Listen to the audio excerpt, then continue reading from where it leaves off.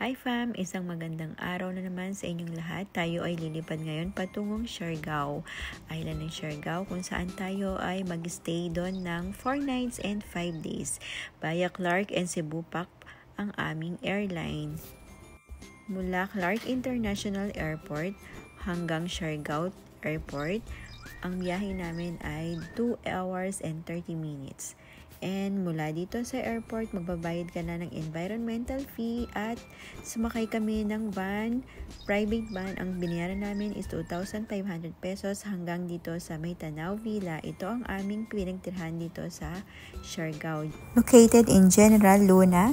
Bumiyahe kami mula airport ng Siargao hanggang dito sa Tanaw Villa is 45 minutes. Van na nirent namin ng 2,500 pesos. Mula dito sa ibaba paakyat hanggang sa aming kwarto, sa aming villa, inihatid kami ng mga mababait na staff ng Tanaw Villas.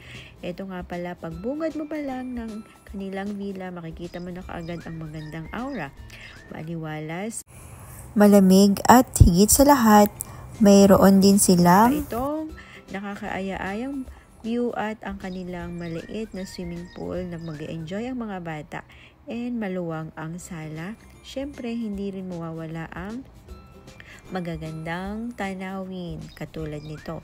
At ang kanilang kwarto naman ay sobrang linis, maayos, lahat maliwalas. Sakto sa buong pamilya. Ang villa na kinuha namin ay mayroong 3 kwarto. Isa sa ibaba, 2 dito sa may itaas. Bawat kwarto, mayroon ng kanya-kanyang CR.